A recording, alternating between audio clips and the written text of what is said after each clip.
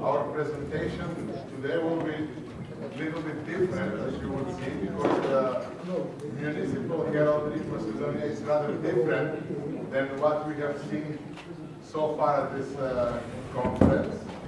And before we could go to see the arms, I think there are some things that we have to firstly say in order to get the larger picture before we could go and judge the arms.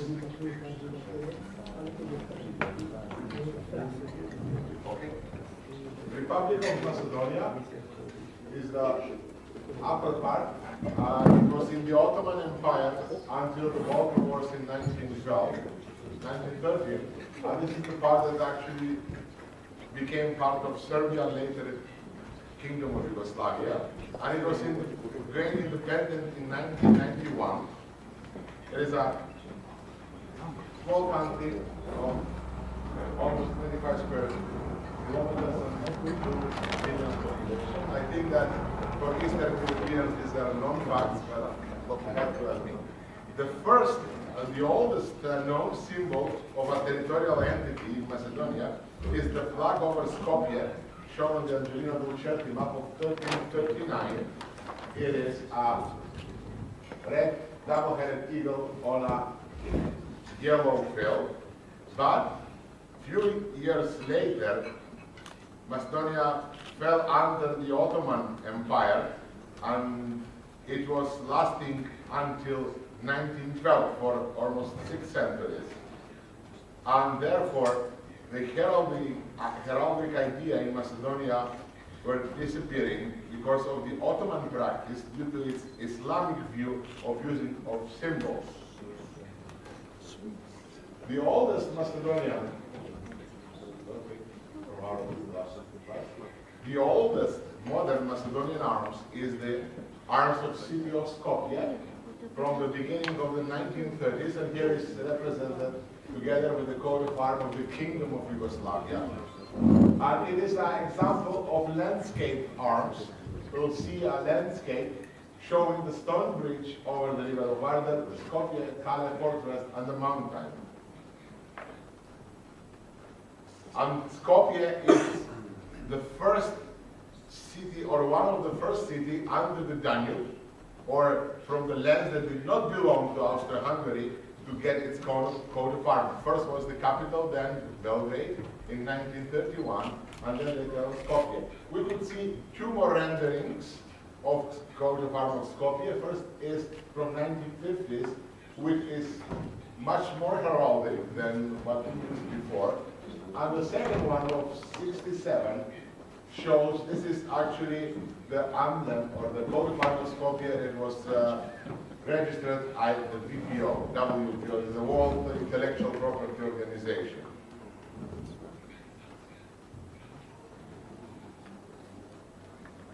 Other arms that I want to show is the probably second oldest. This is the arms of Bitola in 1964, and now we could see the socialist elements in it. We could see the power wheel, the symbol of the strength, the symbol of work, but also we have the inevitable 5-pointed star, and then the date of the liberation from the World War II. Because most important to understand that in people's mind, everything before the liberation was not considered. Therefore, I will show you one more example of the socialist heraldry. This is the arms of Radović. 1970 have the same thing, the factories, the red pointed star, and the date of liberation.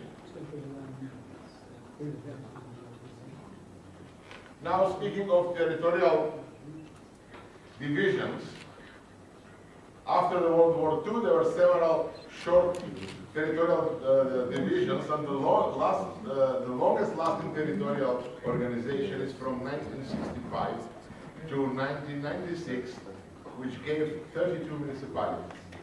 There was no specific law since the territorial organization was regulated by the constitutional law, which did not mention the coat of arms or the flags of the municipalities. By 1970, when Miloš Konstantinov wrote his article on municipal flags, just 7 municipalities replied positively to his inquiry whether they used a coat of arms. They were Skopje, Bitola, Kumanovo, Kruševo, Ohrid, Struga, and Radović. 5 municipalities answered negatively, and the rest did not bother to answer. And all coat of arms were in the previous socialistic style. The territorial organization of 96 made 123 municipalities, plus the capital Skopje with a special status. And this is interesting that for the first time, the new law on the territorial division had mentioned flags and coat of arms. So the Article 7 of the law reads that the units of the self-government or municipalities may have their own coat of arms and flag. Coat of arms and flags of the municipality differ from the coat of arms of the flag of the Republic of Macedonia, coat of arms of the flag of other municipalities, as well as the coat of arms of other countries and the coat of arms of the flags of the municipalities in the other countries. Coat of arms and the flag differ from coat of arms of the flag of another countries and international organizations. The manner and procedures for determining the coat of arms and the flags is regulated by the state. Coat of arms and flags of the municipalities may be used after the registration by the Institute of the State Administration in charge for local self-government. Later, the new reorganization in 2004 gave 83 municipalities, plus capital Skopje. And there is also mentioning of the coat of arms with a similar text, which stated in Article 10 that municipalities may have their own coat of arms and flags. And the coat of arms and flags of the municipalities differ from the coat of arms and the flags of the Republic of Macedonia. And coats of arms and the flags of other municipalities and the city of Skopje. Coat of arms and the flags differ from the coat of arms and the flags of other countries, local government, and other communities, and other countries and international organizations. The manner of procedure for determining the coat of arms and the flags is regulated by the state. The ministry responsible for carrying out activities relating to local government keeps a register of coats of arms and flags of municipalities. And coat of arms and municipalities may be used only after the registration in the register under the paragraph of this article. You want to read that? I can. But to boil down these 2 articles, it says that every municipality have a right to have one. So it's not compulsory, but it's only a provisional. And the second, the municipality have right to decide how they could obtain this coat of arms and flags. But it has to be mentioned in the constitution of the municipalities. And the third, there is a register in the Ministry of Self-Government. But when we see how this works in the last 15 years, we could see that not all the municipalities have decided to have coat of arms or flag. And which is most important for us, the term coat of arms, which is stated in the Constitution and in this law, is not understood in its logical and its heraldic meaning, but simply it's thought to symbolize any kind of symbol. But it's referred to and it's called as a coat of arms. And as we'll see later, there are some that could not be considered coat of arms even under the broadest idea of coat of arms. And the third part says that, the third is that almost all stages were just copied one from another, because it was the way how they were supposed to do that.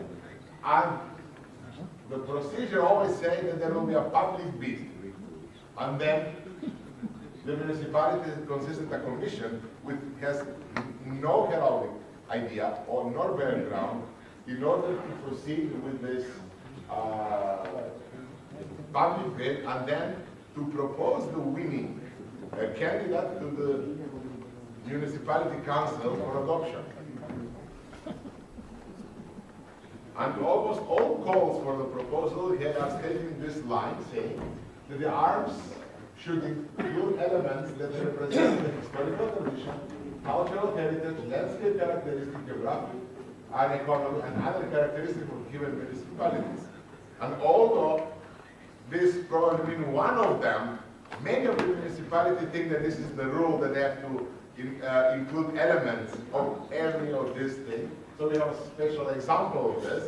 So this is the coat of arms of municipality of Cieszyn, and we could consider this like pull all you can on a shelf as a term of having all the symbols a municipality could. It's not just symbols. Many times it's a photographic representation of the village or the town. The only thing that is actually regulated is the registration. And there is a register of the coat of arms and flags of the municipalities, and there is an appointed clerk who is responsible with the registration. And here is how the registration goes. First, the only role this clerk has to see whether the paperwork is completed. Second, that the municipal statute has an article how to obtain coat of arms. Three, that procedure was actually fulfilled. As I said before, it was always public bid. So the registration see whether there was a public bid performed. And then, if there is a text, it should be first written in Macedonian and Cyrillic, and then in the language and script of the minorities. And this is a very specific to Macedonia, having in mind there is a large Albanian population there, and many of those of the arms, they were just written in Albanian. So this was a provisional law to fix that. And after all these check marks were done, then this coat of arms flags was registered. So without any heraldic background, any heraldic flag, the only thing that was given or provided was a statement from the Bureau of Intellectual Property that the elements there are not used somewhere else and that they are not subject of copyright. So after that, this is how they are registered. However,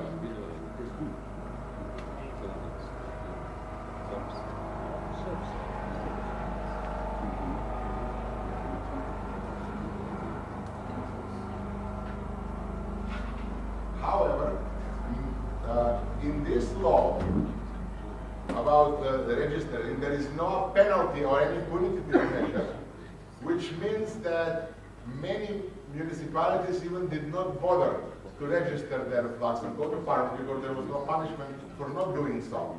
So this commission is in a kind of just a voluntary action. And now, in order to see how we could relate to this, I would like to be able to show you some, or actually I will be showing you all of this so-called coat of arms. And I have a special system here that will be very different than what you have here, because we are just trying to find and to encourage heraldricity. You are here dealing with the theoretical questions about whether it's something very pure heraldic, but as you will see here in our concept, because there is no any kind of law, or even in the head of people, I show you the code of arms of Vexillology, it is still the prevailing concept. First, that it should have to be a landscape heraldry, like the city of Skopje. And the second thing is that to put all you can, all the symbols. And one of the third thing is that most of them will have text, because it's very hard to argue with other people, and especially with the city council. They will ask the question, how people will know that it's our code of conduct? They do not understand the idea of the visual identity, so they have to have it. We have to write down. So first, in order again to understand, I will start from the back, so you could get the situation. However, I have 5 broad categories here. First are heraldic arms, or arms that could be considered heraldic. 2 is near heraldic arms, that arms could be considered heraldic with minor corrections. Possible heraldic arms could be redone in a heraldic manner. 4 hardly heraldic arms, that arms could be redone, but only with a serious redesign and reducing the number of elements. And the 5th are non-heraldic arms with no chances of heraldization. So what we are trying here is to find the first principle of heraldry, or one of the first principles of heraldry, is that the ideas are shown with symbols, not with actual representation or near photography. So we are trying to find, using this, how we could manage, and of course, for you that you are coming from a more pure, or actually a pure heraldic idea, you would have placed these arms in a lower category than they are here. So let's start. There are also several subcategories that we will see. First, there are the logos. So I'm not going to comment on them. Some of them are logos, they intend to be logos, and they are logos. So they are not coat of arms, but they're logos, maybe are distant logos. But there are some that pretend to be coat of arms. Then we have the quasi-heraldic, which means they are used the shield as the only heraldic idea, at least use the shield. So we have several ideas. Some even try to mimic the heraldic arms, like the first one in Vexillology, at least has 4 quarters. And for most of the people say, I think that if you put 4 quarters, you have more space to add more elements. So that's the only reason to have a quarters. Then we'll have the symbolic landscapes. As I said, the landscape is the main important thing. So we have symbolic landscapes category, and then we have the more realistic landscapes. As you could see, for example, the diva, which is like a photograph taken from the balcony of your room and then cut to a shape of a shield. And then you have still remnant of the socialism with the antennas and so later on. Then we go to a hardly heraldic, which at least there is an idea that you could try to use, dropping out many elements, but at least use some symbolic that you could develop. This is what we have. There are more arms to come.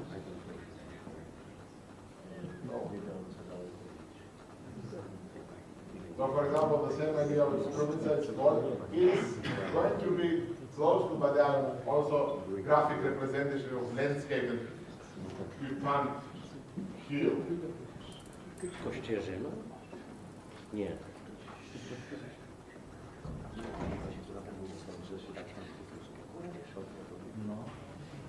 Then we come to some that at least have some hope to be redone. This is one of the stereotypes, but then they need the correction of the elements. Of course, I would not say for any category just to remove the text, because I said almost all have a text. So for the people, when they see the graphic, to know that it is supposed to be a coat of arms of that particular design. Sometimes it is in the part that could not be considered part of the shield, so at least it's better. But many times it is put in the shield, as we can see here. Now we have some examples that would be better, but they need a correction of colors. For example, the first one we have the black over red field. The city of Veles, it was just designed for a pin, I guess, and they never developed into something else. And then we have many times we use not a single color, but it's a full rainbow of colors. Or just some of the ideas of the shades of one color. And this is, we still have the socialistic idea of using the red, because it is part of our coat of arms of the country, and it was part of all socialist coat of arms. It was a symbol of the richness of the agricultural. So many, we still have that remnants, as you could see here, of red placed. So this is like an example taken from the coat of arms of the state, with the poppy and the red. Now we came to a nearly heraldic, but then some ideas, some small correction are needed. For example, the city of Carpo, the municipality of Carpo, we have very bad choice of white billets over golden.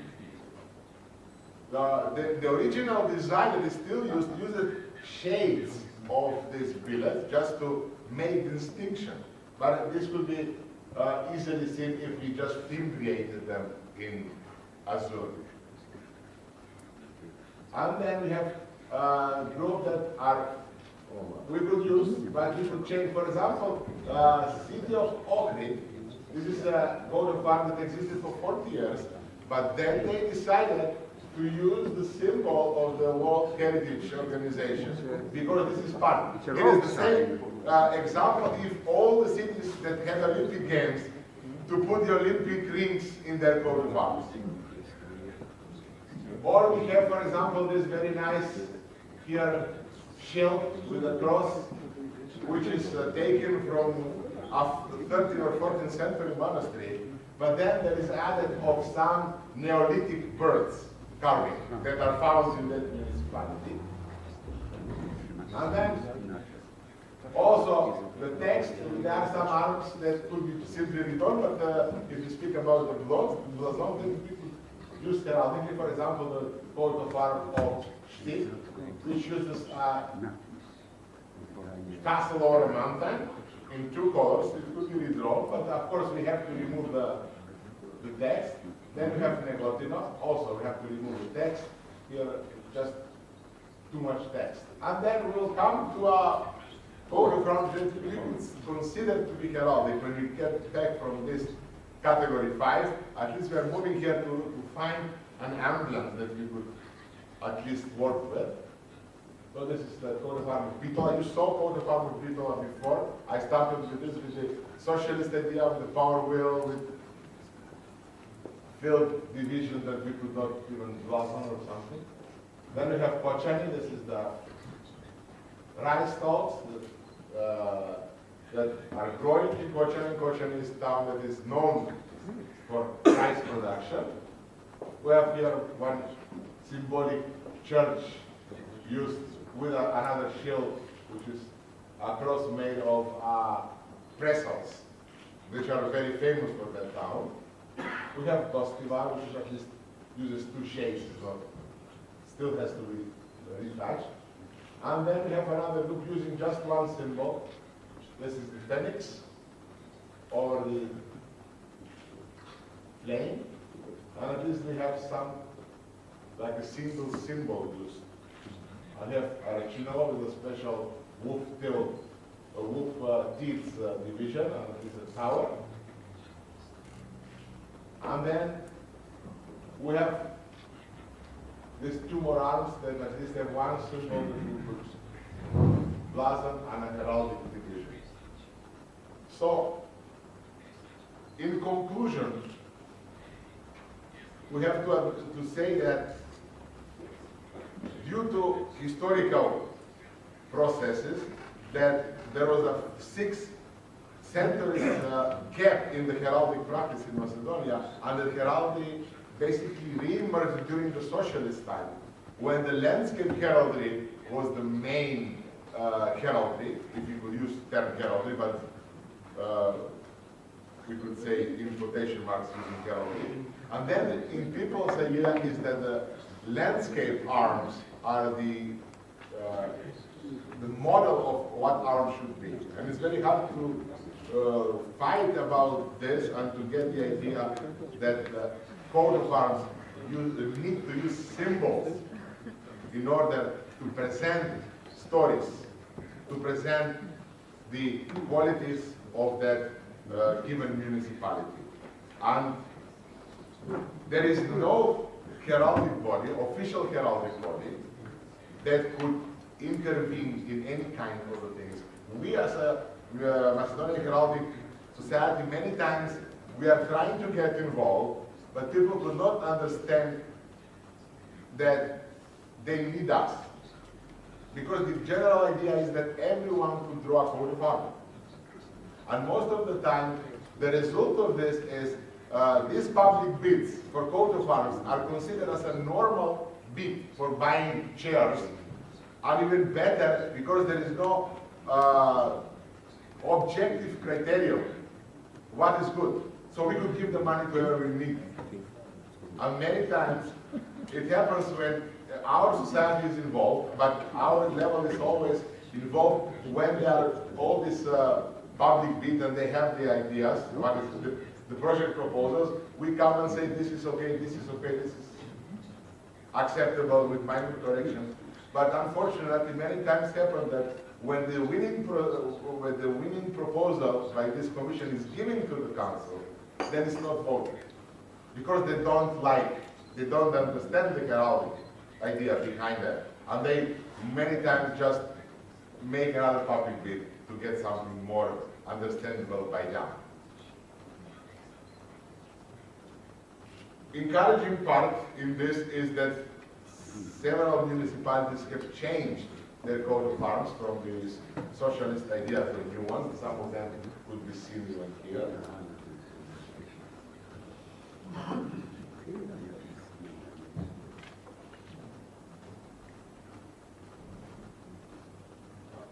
It's very hard to find out. But they have exchanged old socialists with new one. One of the things is that new public bids include the line that the coat of arms should be heraldic. But then again, there is no a special body or accepted body who could judge whether they are heraldic or not. Many times they do not consider us because Macedonian Heraldic Society is not a governmental body. It is a, we could say, society, but we don't have any legal. So we are trying to find a way that the heraldic judgment or commission or whatever will be included in this process, but so far we don't have any success. Apart from the singular municipality that asked us about our opinion. But not having in mind that all the time when the municipality comes to a coat of arms, it is always political agreement. I mean, a dispute. It's not over the symbols, but it is a classical political who is more for this project or not. And many times they have to have give and take things. So we'll pass your law on the coat of arms if you give us something else. So, in other words, heraldry is not seen in these issues. Thank you.